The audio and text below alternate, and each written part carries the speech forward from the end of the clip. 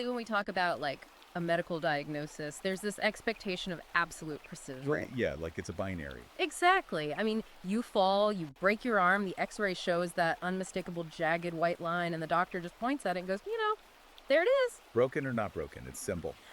Yeah, exactly. But diagnosing the fractures in modern society, that is an entirely different discipline. Oh, absolutely. The x-rays are murky, and the causes are heavily debated. Yeah, and the prescriptions are just deeply, deeply polarizing. Uh-huh. Which actually brings us to today's mission. But right up front, I really need to remind you to like and subscribe to the show. Yeah, please do. It really helps. Your support is literally the engine that lets us keep analyzing this kind of complex material. So today, we are undertaking an ultra-long, incisive, and honestly just a fascinating review of a comprehensive new ebook. And it is a massive text. It really is. It attempts to diagnose those societal fractures we were just talking about. It's called The Strategic Man, Mastering Foresight in Life and Business by Conrad Riker. Right. And we should establish who this is really for. Definitely. I mean, if you are a listener who's interested in the manosphere, in men's rights, and really understanding the history of our institutions before they were captured by, well, what the author describes as feminist and Marxist ideologies, this deep dive is custom designed for you. It's essentially a sprawling architectural blueprint Yeah. of a very specific, very intense worldview. Yeah, and we are going to really push into the mechanics of that worldview today, but I want to hook you right now because the sheer depth of the strategies in this book is just staggering. It's a lot to unpack. So much. So I highly encourage you to go buy the full ebook on Amazon Kindle and Google Play Books to just get the unfiltered experience for yourself. But before we open this particular text, we really need to set the parameters for how we're going to navigate it today. Right, the ground rules. Let's lay those out. Yeah, this is a crucial disclaimer for you, the listener. This book contains some highly politically charged content. I mean, it goes deep into gender, modern institutions, cultural shifts, all of it. Very heavy stuff. Exactly. And I want to make it explicitly clear right now that neither of us is taking a side here. Yeah. We are not endorsing the right-wing, anti-feminist, or red-pilled viewpoints in this material. Oh? Not at all. Our job today is strictly analytical. We are just here to impartially report on the ideas contained in the original source material. We want to help you understand Conrad Riker's worldview. Yeah, we're basically mechanics looking under the hood today.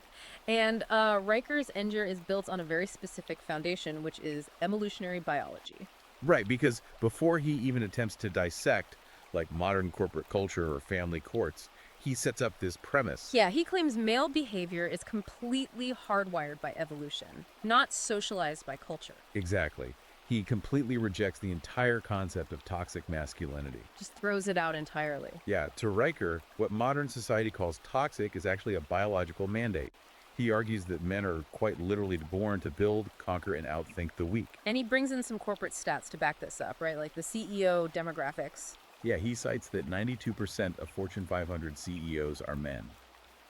But instead of framing that as the result of systemic oppression or patriarchy, he frames it as, well, his words, biological firmware. Biological firmware. That's such a specific way to phrase it. Right. He thinks aggression and dominance are not these flaws that culture teaches us. They are ancient survival traits. And this is where he leans super heavily into endocrinology. He talks a lot about what he calls the dominance feedback loop. The hormone data he uses here is really interesting. Yeah, so he cites this Cambridge University study that tracked male financial traders.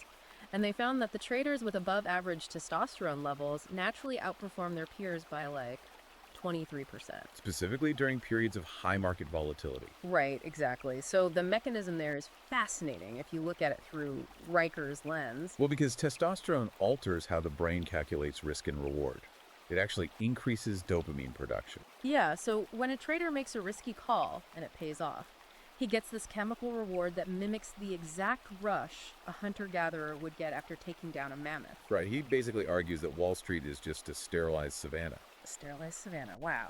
But then there's the flip side of the chemical equation, which is cortisol, right? Stress hormone, yeah. Yeah. He points to a 2023 Stanford study, and it showed that fund managers operating with high cortisol underperformed by 52% compared to the testosterone-optimized guys. 52% is a massive drop. I mean, cortisol is designed to keep you alive by detecting threats, but Riker says in a modern setting it just causes overthinking. Exactly.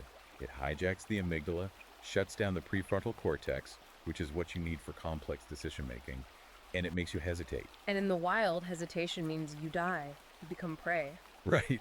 And he illustrates this with this crazy anecdote about a Silicon Valley CEO who was facing this huge liquidity crisis. Oh, yeah, the guy who fired his advisors. Yes. So his board of Wharton-educated advisors is telling him, pivot to ESG funds, put some corporate meditation apps on the staff's phones to manage stress. Which Riker just sees as the ultimate cortisol-driven defensive weak maneuver. Exactly. So the CEO literally fires his entire advisory board. He does a 72-hour fast, starts lifting heavy compound weights for 3 hours a day, and just goes on this aggressive deal closing streak.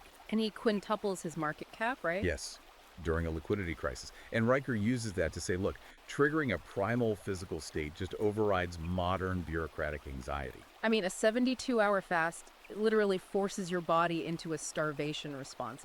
It heightens the predatory instinct to hunt. Right, and the heavy lifting spikes the testosterone, which Yeah. overrides the cortisol. Riker describes the guy staring at the red NASDAQ ticker the exact same way a chieftain would stare at a Pleistocene campfire. It's very vivid imagery, but I mean, I have to introduce a little bit of pushback here. Sure, go for it. So Riker maps the savannah hunting directly to Wall Street trading, but we live in a modern economy where high-frequency trading algorithms do most of the hunting. Right, the AI models. Yeah. Does raw biological aggression still actually scale when a machine can outcalculate your dopamine loop? Or is he just romanticizing this bygone era of finance? Well, Riker's counter to that is that the tools have evolved from spears to algorithms, sure, but the architects of those systems still rely on male biological drives. Like the spatial reasoning required to build the system? Exactly. He introduces the map gap theory here. Yeah. He claims that when you try to design physical spaces by committee, using gender quotas instead of meritocratic engineering, you get physical anomalies. Wait, this is the bike lane thing, right? Yeah, he says cities designed by these progressive committees have bike lanes that literally end in retention ponds or feed into high-speed traffic. Oh, wow. And he traces this back to innate neurology. He cites NIH data showing infant boys naturally gravitate toward building blocks, spatial reasoning, while infant girls gravitate toward dolls, which develops social pathways. So his thesis is that trying to socialize those differences away literally results in broken city infrastructure. That's his argument, yeah. Which brings up a big friction point. Because if biology demands this kind of structural building and aggression, how does a man actually function in a modern corporate office? Because an HR department is not a savannah. No, it's not. According to Riker, the modern workplace is basically a domestication matrix. Domestication matrix. Yeah, he says modern HR departments have the survival instincts of a vegan at a Viking feast. Wow. Okay. So how does corporate culture handle these men then? Well, he introduces the pink box theory. It's this idea that highly competent, aggressive men are being corralled into infantilized roles like diversity liaisons. Right, making them sit in mandatory seminars about microaggressions instead of actually building products. Exactly. He views corporate compliance as a literal tax on masculinity. But he doesn't tell men to openly rebel. He prescribes what he calls the gray man protocol. The gray man protocol. I find this strategy so fascinating. It basically sounds like you're a sleeper agent in a spy movie. Pretty much, yeah. Tactical camouflage. Right, he's telling men to act like corporate double agents. Like, you learn the HR jargon, you nod at the empathy workshop, you blend in completely, but secretly, you're funneling your paychecks into an exit strategy. Exactly. And Riker says this silent rebellion is already happening. He pulls Deloitte data showing that 91% of men fake their active hours when working remotely. Oh, using mouse jigglers and stuff? Yeah, bypassing tracking software. He calls this the Widowmaker work week. Because the 80-hour grind is literally killing men for no real reward. Right. And Riker's point is that a hyper-focused man can achieve in 3 hours what it takes a corporate committee 3 days to do. So he strongly advocates for a results-only work environment, or ROWE. Yeah, as opposed to the participation trophy culture. And the case studies he uses are wild. What about that Texas HVAC company owner? Oh, that's a perfect example. So this guy runs a massive heating and cooling business. He completely abandons the corporate HR model. No more online sensitivity training. Right, and what does he do instead? He buys a fleet of Ford F-150s and awards them to the mechanics who log the most hours in the 100-degree Texas heat. And the result was like a 95% retention rate. Right? Exactly. Riker uses that to prove men will endure extreme hardship for tangible meritocratic rewards, not for emotional intelligence stars. And when you force the emotional stuff, you get the Cincinnati firefighter situation. Yeah, the guy who got suspended because he refused to use a corporate mindfulness app on his phone. Right, and so he starts an underground fight club for first responders instead. And ER visits for anxiety-related issues dropped by 40% among male first responders in that area. Because he argues that forced meditation for a guy who runs into burning buildings creates a somatic disconnect. The adrenaline needs a physical release. Exactly. So, okay, let's say a guy masters this gray man protocol at work. He gets his paycheck. But Riker argues the suppression doesn't end at 5 p.m., right? No, it gets worse, Wow. in his view, because that paycheck enters the modern institution of marriage, which he just calls a legal shakedown. A legal shakedown. I mean, he points out that 70% of divorces are initiated by women. Yes.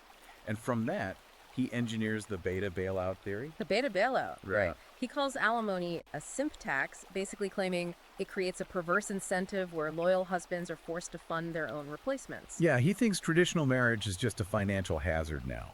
And he scales this up to macroeconomics, too. He calls it the matriarchal money pit.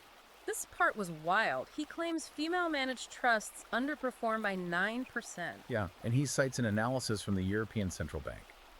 According to his reading of it, nations with female majority parliaments inflate their currencies 3 times faster. 3 times faster. How does he even justify that leap? He argues that the evolutionary instinct to nurture and distribute resources equitably is catastrophic for monetary policy. He says prioritizing social safety nets means printing fiat currency, which causes inflation. So the macroeconomic system inflates your wealth, and family court confiscates the rest. What's his solution to all this? Total financial evaporation. He advocates for the lone wolf portfolio, Which is gold, guns, and rental properties. but not just in your name. He wants you to use offshore trusts in places like Liechtenstein because they don't recognize U.S. court orders for alimony. And he's huge on crypto for this, right? Specifically Monero. Yes, Monero, not Bitcoin. Yeah. Because Monero is practically untraceable. So you basically hide everything you have, like the Texas oil rig worker he talks about. Right. The guy who brought receipts to court showing his ex-wife spent $28,000 on yoga retreats. And he actually won full custody because he proved she was a financial drain on the family. Exactly. And he compares that guy's success to his own cousin Jim, who lost $12 million when his daughter sued him over intersectional wealth gaps. Sued her own dad? Unbelievable. And then you have Gigashot Greg. Oh, the AI engineer. Yeah, he quits his mid-six-figure job, moves to rural Idaho, builds a hydroponic Bitcoin farm guarded by drones, and just completely unplugs from the state. Okay, but this is where I have to push back again. Yes. Riker presents all this as a zero-sum game of asset protection. Evaporate and hide. Right. But later, he claims building a family and a legacy is essential. So if every man adopts this strategy of hiding in Idaho with drones and Monero, what happens to family building? That is the central paradox. Yeah. He wants men to build empires, but treats the family unit as a radioactive threat. Yeah, how does that work? If marriage is too legally risky, how are these men interacting with women? Well, according to Riker, they're migrating online. Which brings us to the sim paradox and the attention economy. The simp paradox, where he says men are just trading resources for digital validation. Exactly. He references a UCLA fMRI study. They looked at the brains of men paying e-girls on platforms like OnlyFans. And the dopamine hit looked exactly like a slot machine addict's brain, right? Identical. But it's an economic black hole. He brings up the 1% rule. Right, where the top 1% of digital courtesans take 95% of the revenue. And the really dark part is that 62% of the consumers paying for this earn below the median income. Working class guys financing luxury lifestyles for pixels. Riker compares it to beta provisioning in primates, like gelato monkeys. Oh yeah, where the beta monkeys bring food to the dominant silverbacks just so they can sit near the females. Exactly. They don't even get to mate. Riker thinks Instagram algorithms have weaponized the male mate surveillance instinct. Just short-circuiting the Paleolithic brain with an infinite feed. Look at Crypto Chad, the Twitch streamer who blew $250,000 on digital subs and ended up living in a Dodge Ram van. Right. It's a massive drain of resources. It totally reminds me of Will Summers, King Henry VIII's jester. Oh, interesting comparison. How so? Well, Summers entertained the king for 30 years, trying to stay in his favor. And his reward was literally table scraps from the third kitchen. He was never royalty. Riker is essentially saying that paying for OnlyFans is like paying for proximity to royalty, but you only ever get the leftovers. You never actually enter the court. That is exactly his critique. So what's his fix for the attention economy?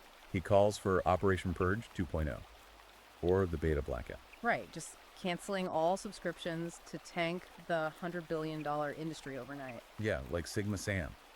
The guy who sold his iPhone for gold Krugerrands, bought a dumb phone, and moved to Montana to teach boys how to track elk. Getting back to the physical body. But this leads to, honestly, his most controversial economic theory, the virginity dividend. The virginity dividend. This is where he ties radical celibacy directly to wealth building. Yeah, he claims never married men over 40 have 2.3 times the disposable income of married men. So he advises something called testosterone tithing.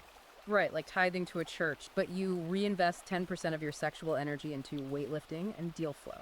He codifies it with the 5-to-1 rule. For every hour your peers spend swiping on dating apps, you have to spend 5 hours monetizing skills. He literally frames dopamine fasting as a way to increase stock trade accuracy by 30%. Yes, the Tekanil concept, technology celibate. Like Steve, the guy who deleted Tinder and just started reading 10K SEC filings all night. And his 401k hit 7 figures. Or the crypto mug, who did a 120-day celibacy streak and sold $10 million in NFTs. Riker is basically telling men to treat their own biology like a hedge fund. Don't spend the principal, only invest it. It's physical restraint as financial compounding. But again, to what end? If you have all this Monero and you're dopamine fasting, what do you do with it? Well, Section 6 covers that. Rebuilding the brotherhood and institutional legacy. Because he thinks male camaraderie has been criminalized, right? Yes. He champions the blood-packed brotherhood, shoulder-to-shoulder bonding, like CrossFit or mechanics, instead of face-to-face therapy. And he talks about the ghost of Carnegie, the erasure of male achievements. Right. He claims the Smithsonian removed the Wright brothers' plane, and that William Wallace is being labeled a proto-incel. And that 19% of classic novels are being relicensed as anonymous. Whether true or not, he uses it to say men must build physical, uncancelable legacy. The stonecutter principle. Oh, the 100-year plan, burying time capsules in Yellowstone on the blockchain. Or Greg Burrell planting 200 oak saplings and fighting a $50,000 county fine. Or the Saudi prince who spent $200 million on a university totally exempt from Title IX so they can just focus on calculus and Aristotle. He highlights institutions that are thriving, like Nigerian Anglicans and Saudi mosques, compared to declining woke churches. But man, this just brings up the ultimate contradiction in his worldview for me. The bunker versus the skyscraper problem. Exactly. He advocates for living totally off the grid with Monero and burner phones, but simultaneously demands men build 1,000-year physical institutions like bullet trains or Carnegie libraries. How does a man build a skyscraper while he's actively hiding in a bunker? It's the pivotal tension he never resolves. He wants the glory of Rome without paying the taxes for the aqueducts. Right. And I want to leave the listener with a final thought to mull over here.